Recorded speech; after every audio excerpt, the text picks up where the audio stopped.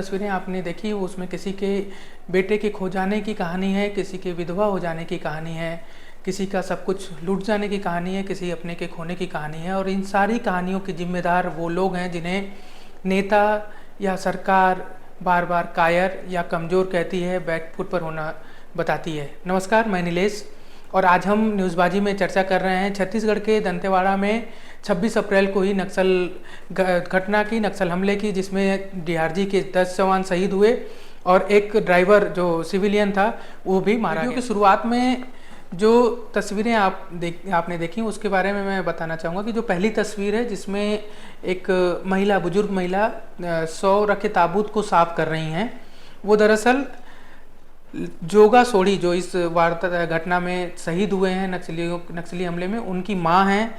उनका जब शव उनके घर ले जाया गया तो ताबूत पर कुछ चावल या जो भी परंपरा के तहत फेंकते हैं लोग, चावल फूल, वो पड़े हुए थे, उसको साफ करती नज़र आ रही थी।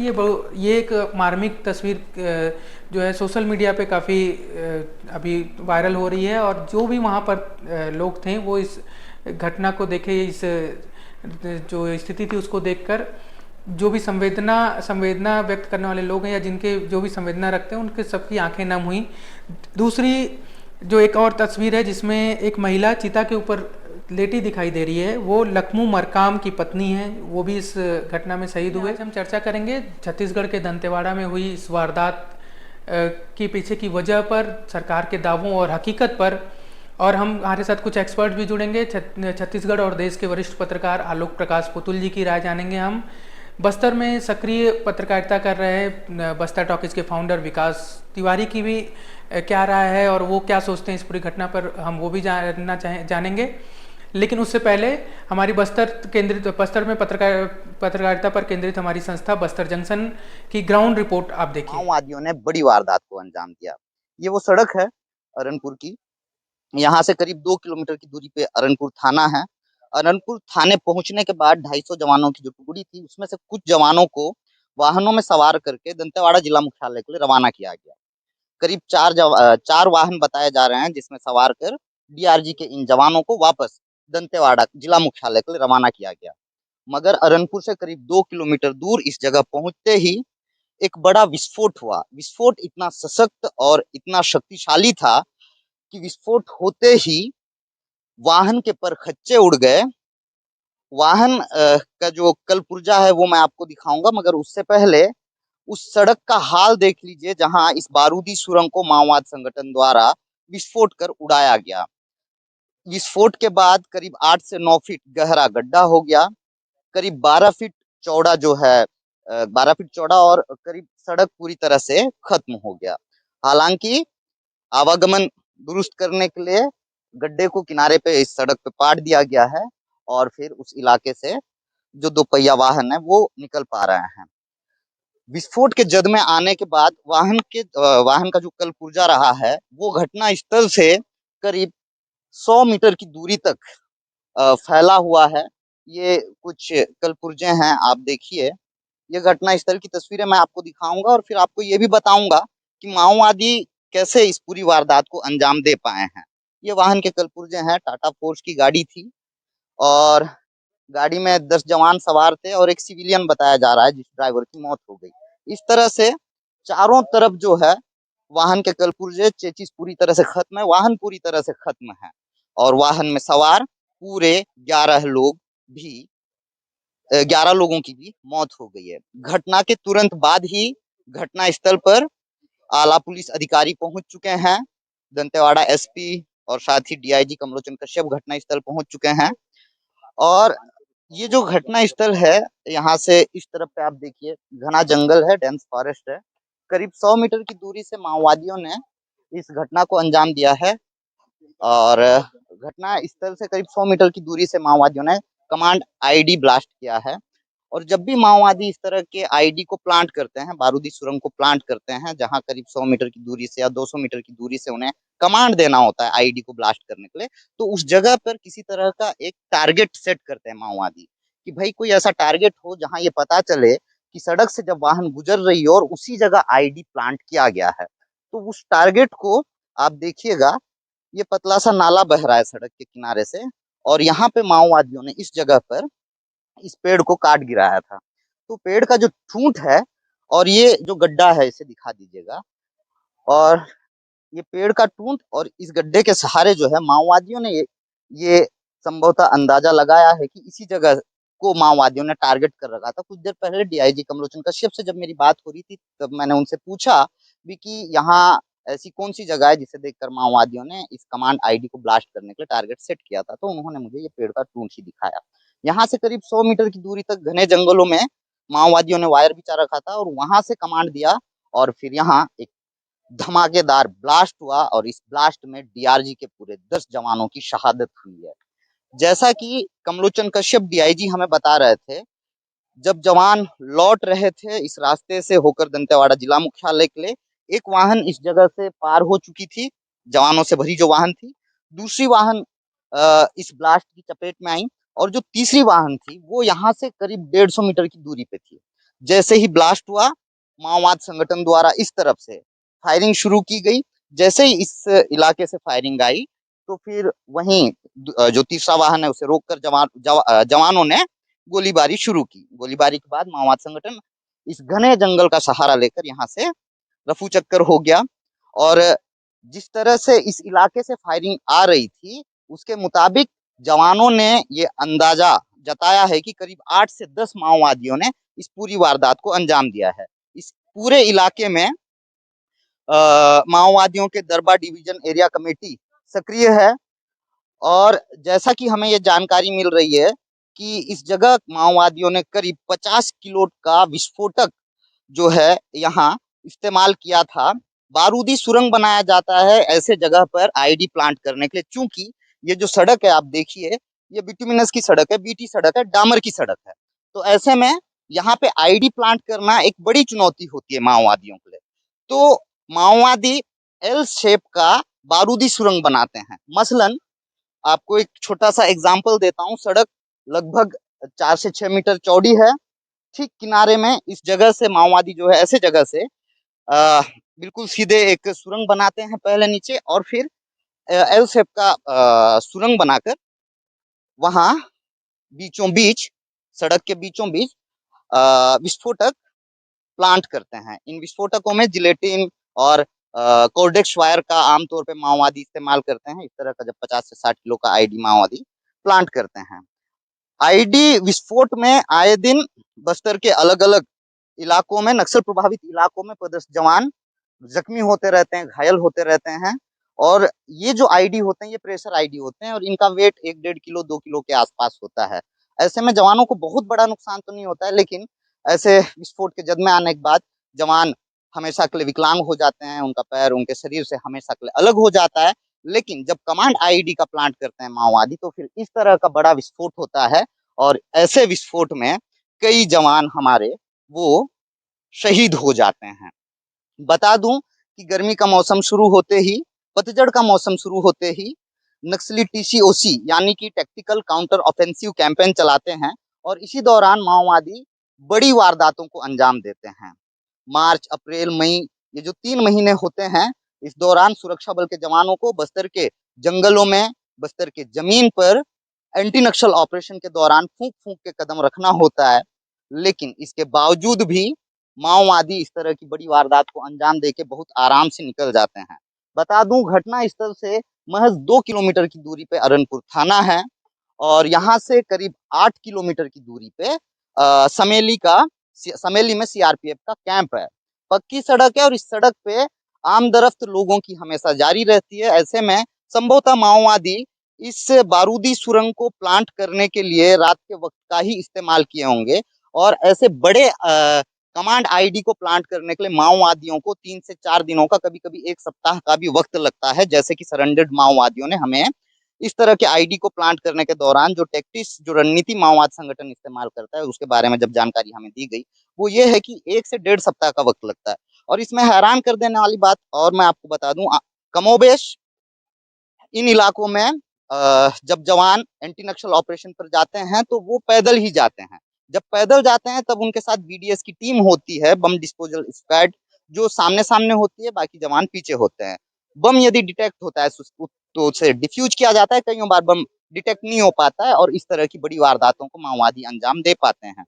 तो जब जवान एंटी नक्सल ऑपरेशन पे, आरओपी पे, रोड ओपनिंग पार्टी पे जब निकलते हैं तो बिल्कुल सड़क के दोनों किनारे पे चल रहे होते हैं।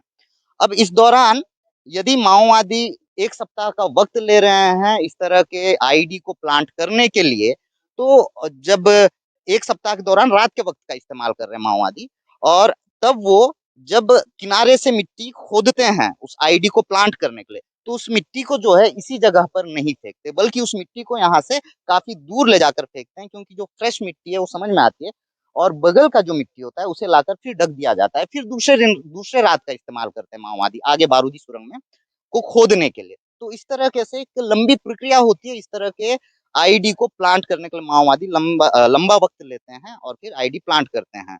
अब चूंकि सड़क के बीचों बीच इस आईडी को प्लांट किया गया था, करीब 8 से 10 फीट अंदर, जमीन के अंदर प्लांट किया गया था, इस वजह से संभवतः बीडीएस की टीम ने इस बम को डिटेक्ट नहीं कर पाया होगा, या फिर इस जगह पर बीडीएस की टीम कभी पहुंची ही नहीं और माओवादी इस आईडी को प्लांट कर इतने दिनों से इंतजार कर रहे थे और अब इतनी बड़ी वारदात को अंजाम दे पाने में कामयाब हुए हैं। केंद्र सरकार, राज्य सरकार बार बार ये दावा कर रही है कि बस्तर में माओवाद, छत्तीसगढ़ में माओवाद काफी कमजोर हो चुका है, लेकिन माओवादी बार बार इस तरह की वारदात को अंजाम देकर इस बात का एहसास दिलाते हैं कि माओवादियों का ताकत अभी कमजोर तो बिल्कुल भी नहीं हुआ है। आपने देखा कि किस तरह से ग्राउंड जीरो की स्थिति और वहाँ पर कैसे नक्सलियों ने वारदात को अंजाम दिया, कितनी भयावह घटना थी, किस तरह से ब्लास्ट किया गया। अब वरिष्ठ पत्रकार आलोक प्रकाश पुतुल जी क्या कह रहे हैं वो सुनिए। छत्तीसगढ़ में पुलिस कर्मियों की संख्या 70,000 से भी कम है और अकेले बस्तर के माओवाद प्रभावित इलाकों में सुरक्षा बल और पुलिस के जवानों की संख्या 1 लाख से ज्यादा है।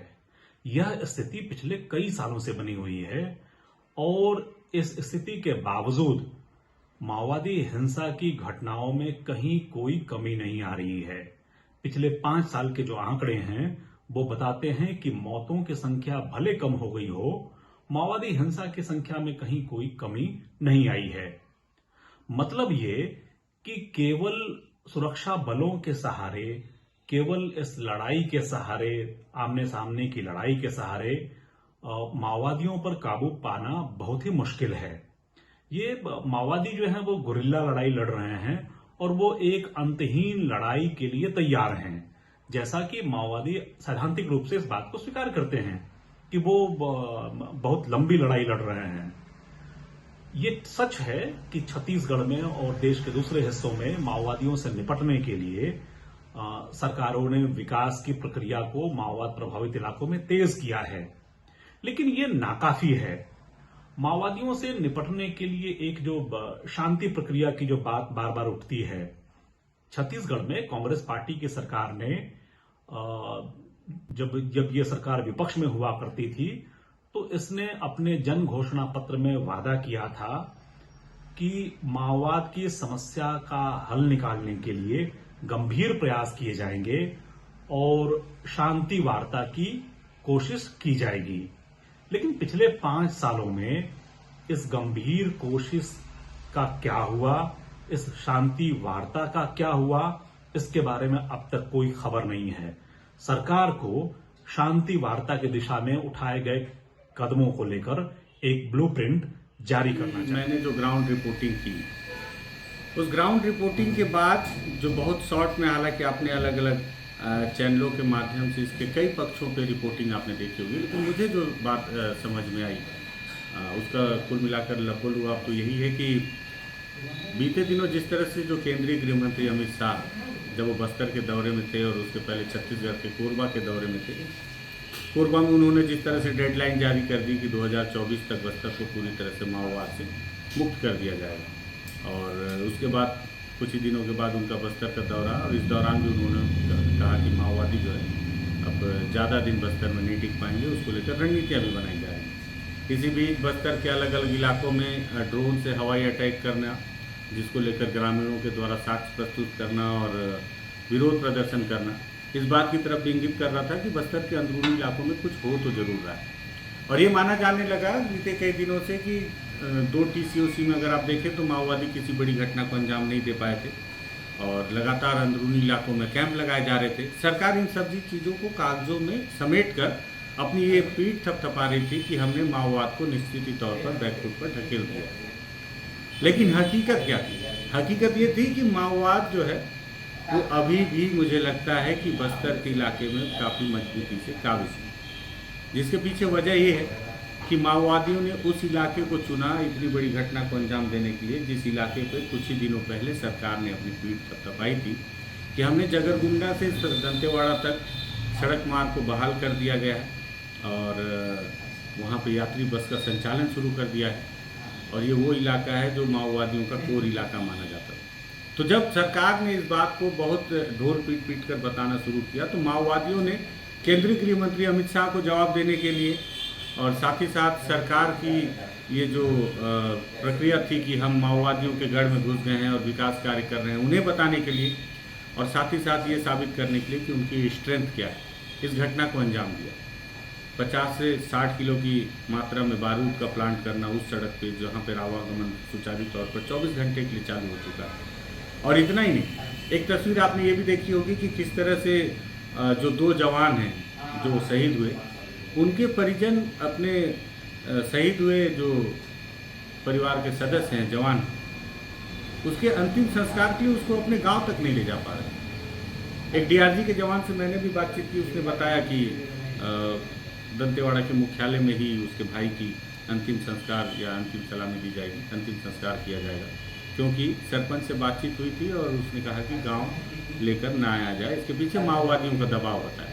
अब आप सोचिए कि बस्तर के अंदरूनी इलाकों में माओवादियों का दबाव और प्रभाव इतना है कि एक जवान शहीद होने के बाद उसके पार्थिव शरीर को उसके गांव तक नहीं ले जा पा रही। सरकार उसके बावजूद अगर पीठ ठोकती है कि हम अब माओवादियों को बैकफुट पर ढकेल चुके हैं, तो ये कहाँ तक सच है? कई सवाल और भी थे, लेकिन मुझे लगा कि सरकार के दावों की पोल तो जरूर खोला है माओवादियों ने कि जितना उन्हें कमज़ोर माना जा रहा है उतना कमज़ोर वो हुए नहीं।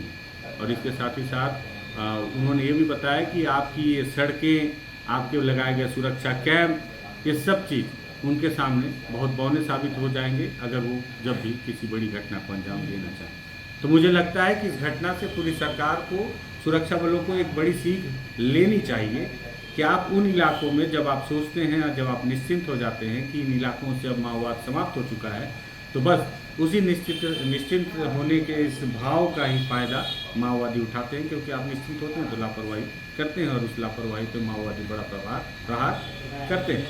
तो लगता है कि इस घटना से सरकार को सीख लेनी चाहिए और बेवजह छाती चौड़ी करके कुछ भी बयानबाजी करने से बचना चाहिए। जब भी कोई इस तरह की घटना होती है तो उसके तत्काल बाद जितने भी जिम्मेदार लोग हैं, प्रधानमंत्री, केंद्रीय गृह मंत्री, तमाम राज्यों के जिम्मेदार पदाधिकारी, मुख्यमंत्री, वहाँ के राज्य के गृह मंत्री, जहाँ पे घटना होती है वहाँ के मुख्यमंत्री, राज्य के गृह मंत्री और जितने भी पक्ष विपक्ष के जो भी लोग हैं, उनका एक बयान आता है। सबसे पहले ट्वीट आता है, आजकल सोशल मीडिया पे एक्टिव ज़्यादा हैं लोग, तो सबसे पहले ट्वीट आता है और सबका भावार्थ यही रहता है कि ये जो घटना हुई है ये नक्सलियों की कायराना हरकत है, नक्सली कमज़ोर हो रहे हैं, इसका मुंह तोड़ जवाब दिया जाएगा।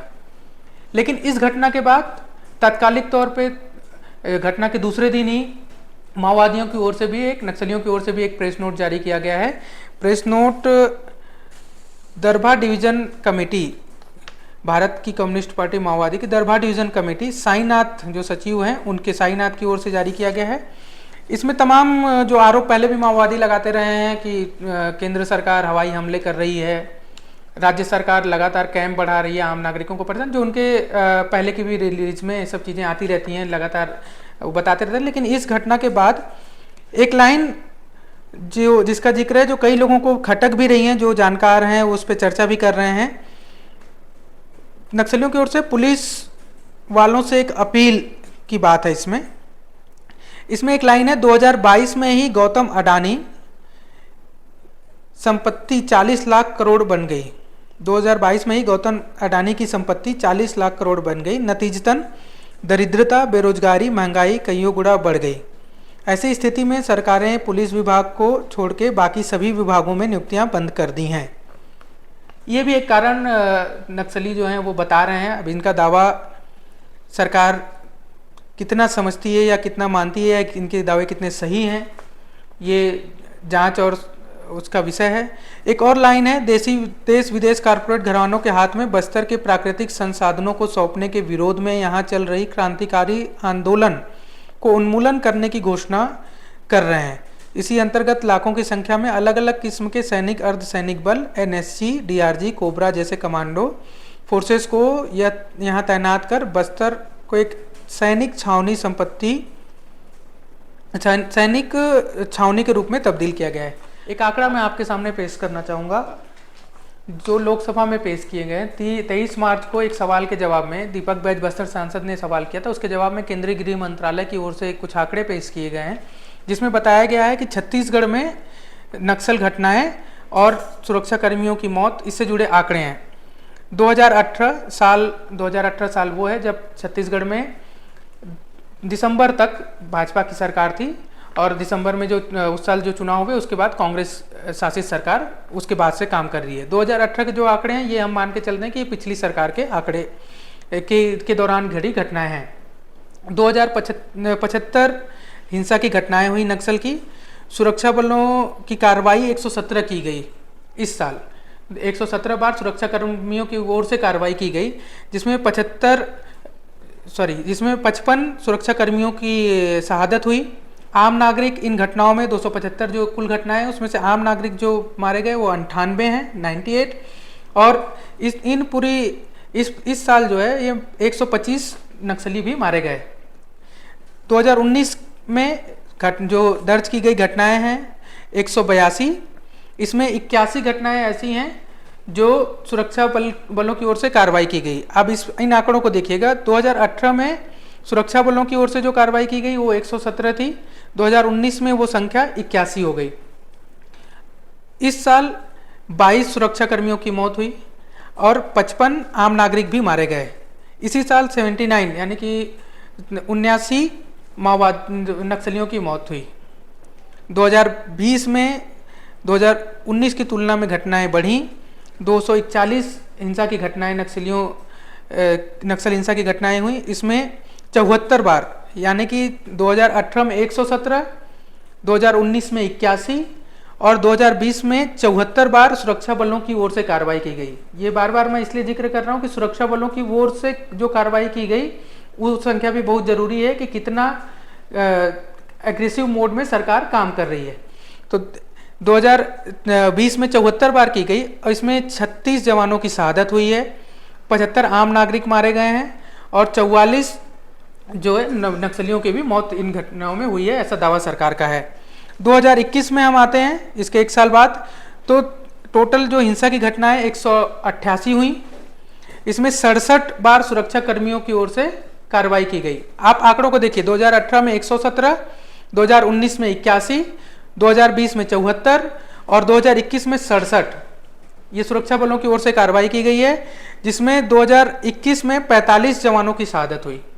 2021 का अगर मैं आपको घटना का ध्यान होगा तो सुकमा में एक बड़ी वारदात का अंजाम नक्सलियों ने दिया था, एक साथ 21 जवानों की शहादत हुई थी। वो इसी साल की बात है, अप्रैल के 2 तारीख की वो घटना थी 2021 में। तो ये संख्या 45 है। इस साल 56 आम नागरिक मारे गए और माओवादियों को जो मारने का दावा किया गया है, नक्सलियों को जो मारने का दावा किया गया है, उनकी संख्या 48 है। 2022 में जब हम आते हैं उसके एक साल बाद और, तो नक्सल हिंसा की घटनाओं में बढ़ोतरी दर्ज की गई है। 2018 के बाद पहली बार 200 के पार नक्सल के घटना की सही। 2018 में 275 थी, इस साल 246 नक्सल वारदातें हुई, जिसमें से 59 बार 59। अब आंकड़ों को मैं फिर से एक बार दोहरा रहा हूँ। 2018 में 117, 2019 में 81, 2020 में 74, 2021 में 67 और 2022 में 59, यानी कि लगातार घटते क्रम में सुरक्षा बलों की ओर से कार्रवाई की गई है। इस साल 10 शहादत हुई, 10 जवान अलग अलग डीआरजी या जो भी पैरामिलिट्री फोर्स के जवान तैनात हैं, सुरक्षा अपने इसके हैं, डीएफ के हैं, इनमें से इन जवानों की शहादत हुई। 51 आम नागरिकों की भी मौत इस साल हुई हैं और 31 माओवादियों को, नक्सलियों को मारने का दावा किया गया है। इसके बाद फरवरी 2023 तक के आंकड़े हैं, ये जो लोकसभा में पेश किए गए हैं उसके मुताबिक जनवरी 2023 से मतलब 1 जनवरी 2023 से 27 फरवरी 2023 की जो घटनाएं हैं, तो अब तक मतलब इन फरवरी तक 37 घटनाएं हुई हैं हिंसा की, जिसमें 4 बार सुरक्षा कर्मियों की ओर से कार्रवाई की गई है। उस मतलब फरवरी तक 7 शहादत हुई है और 10 आम नागरिक मारे गए हैं, जबकि इस दरमियान सिर्फ एक माओवादी को मारने का दावा किया गया है, एक नक्सली को मारने का दावा किया गया है। इसके बाद मार्च में भी कुछ बीजापुर में घटना हुई, जिसमें अलग अलग घटनाओं में 3 जवानों की शहादत हुई। ये अभी जो हालिया घटना है दंतेवाड़ा की, ये जिसमें 10 जवान डीआरजी के शहीद हुए और एक प्राइवेट पर्सन जो थे, जो गाड़ी चला रहे थे, ड्राइवर थे, उनकी भी मौत हुई। तो आप इन आंकड़ों से तय करिए कि आखिर स्थिति क्या है। ये आंकड़े सरकार द्वारा पेश किए गए आंकड़े हैं। अगर हम ग्राउंड पर जाते हैं तो हिंसा, ठीक है, शहादत का जो मसला है, जहाँ पे जवान शहीद होते हैं, वो आंकड़े एकदम उसमें कोई गड़बड़ नहीं है। लेकिन जो आम नागरिकों के साथ घटनाएं होती हैं, ऐसे कई घटनाएं हैं जो दर्ज भी नहीं हो पाती हैं। जब वहाँ पे आप जाएंगे तो देखेंगे कि जब बातचीत में लोग पहले बात करने के लिए तैयार नहीं होते हैं। विकास जिक्र कर रहे थे एक घटना की कि आप माओवादियों की या नक्सलियों की दहशत आप समझिए कि अंत्येष्टि तक होने नहीं दी गई। जवान की शहादत के बाद उस गांव में अंत्येष्टि तक नहीं कर पाए। तो ऐसी घटनाओं से आप अंदाज़ा लगा सकते हैं कि हालिया स्थिति क्या है। आज के वीडियो में हम ये नहीं कहेंगे कि अगर आपको पसंद आया तो आप लाइक करिए, हमारे चैनल को सब्सक्राइब करिए, लेकिन हाँ, इस वीडियो को शेयर ज़रूर करिए ताकि लोगों तक, जिम्मेदारों तक बात पहुँच पाए। और हमारी कोशिश ये है कि हमको ऐसी वीडियो बनाने की ज़रूरत न पड़े। इतनी शांति बस्तर में, पूरे छत्तीसगढ़ में और देश में आए कि हमको किसी की शहादत या किसी के मारे जाने पर हमको कोई खबर बनाने की ज़रूरत ही ना पड़े। आखिरी में आप भूपेश बघेल, छत्तीसगढ़ के मुख्यमंत्री, का वो बयान भी सुनिए जो श्रद्धांजलि सभा के बाद उन्होंने मीडिया से चर्चा में दिया। ये देता हूँ कि परिवार के प्रति संवेदना व्यक्त करता हूँ और हमारे जवानों ने लड़ते हुए अपने प्राणों की आहुति दी है। ये शहादत बेकार नहीं जाएगी, बल्कि और तेजी के साथ ये लड़ाई और लड़ी जाएगी।